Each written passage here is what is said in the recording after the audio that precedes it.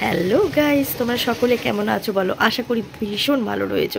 আজকে আমি আবার চলে এসেছি নতুন একটা টপিকের উপরে, নতুন একটা ভিডিও নিয়ে। তোমাদের অবশ্যই এই ভিডিওটি ভালো লাগবে, ভালো লাগলে লাইক করে দিও। চ্যানেলে যদি নতুন কোনো বন্ধু হয়ে দেখো, অবশ্যই চ্যানেলটা সাবস্ক্রাইব করে নিতে একদম ভুলো না। আজকে আমি যে টপিকের উপরে কথা বলবো অবশ্যই তোমাদের ভালো লাগবে।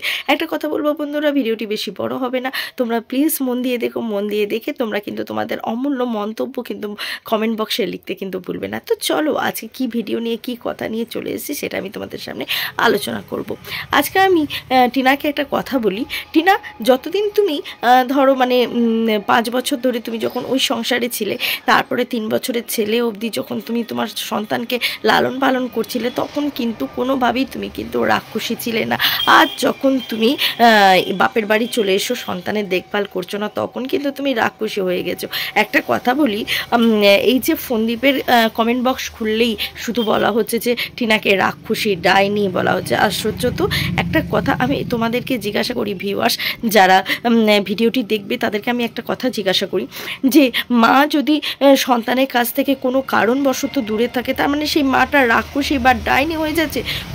কোনো মা কি হতে পারে তার সন্তানের খারাপ চাইতে পারে? আরে খ্যাপা, সন্তানের ভালো চাই বলেই তো সে সন্তানকে ভালো জায়গায় রেখে এসেছিল, কিন্তু সেখানে সন্তানকে অ্যাবিউজ করা হচ্ছে, সেখানে সন্তানের সাথে খারাপ ব্যবহার করা হচ্ছে। এবার বলবে কি খারাপ ব্যবহার? দেখো, একদিন দুদিন দেখানো হচ্ছে যে ওকে এই খাওয়ানো হচ্ছে, ওই খাওয়ানো হচ্ছে, তারপরে সেগুলো দেখানো হচ্ছে না। আমরা তো দেখতে চাই, ভিউয়ার্সরা তো দেখতে চায়, কখনো কিন্তু তার কিভাবে তাকে দেখভাল করা সেগুলো কিন্তু আমরা দেখতে পাচ্ছি না। দেখো, টিনা যখন ছিল তখন কিন্তু প্রত্যেকটা দিন কিন্তু ও লেবুর রস হোক, কোনো একটা ফল হোক, ও কিন্তু খেত। এখন কিন্তু সেটা কিন্তু ও খায় না। ওর বাবাই বলে, ফোনদীপই বলে যে ছেলে আমার ফল খেতে চায় না। তাহলে এই অভ্যাসটা কে তৈরি করলো? আগে তো অভ্যাস ছিল ফল খাবার, তাহলে এই অভ্যাসটা কে তৈরি করলো? কি ভিউয়ার্স, তোমাদের মতে কি বলে? অবশ্যই কিন্তু কমেন্ট করে জানাবে। তাহলে মা ডাইনি হলো না বাবা কিছু হলো, সেটা কিন্তু বললে বোঝাবে। অ্যাকচুয়ালি আমার এই জায়গাটা ভুল। হ্যাঁ, মা বা বাবা কখনোই রাক্ষস বা রাক্ষসী বা ডাইনি এরকম জিনিসগুলো হতে পারে না।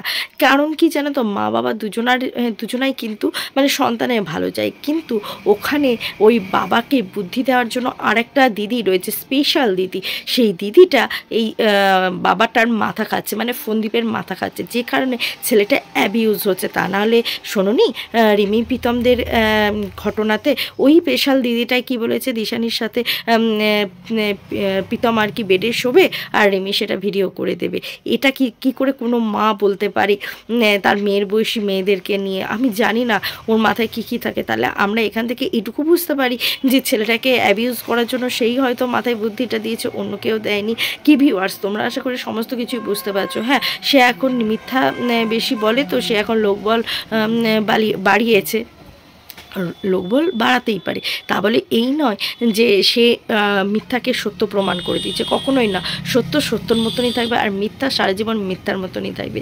ভিউয়ার্স, তোমাদের যদি মনে হয় যে তোমাদের এই দিদি ঠিক কথা বলছে, অবশ্যই কমেন্ট করবে, লাইক করবে, প্রিয়জনদের সাথে এই ভিডিওটি শেয়ার করতে কিন্তু ভুলবে না। মা বাবা কখনোই কোনো দিন কিন্তু কারোর জন্য খারাপ হয় না।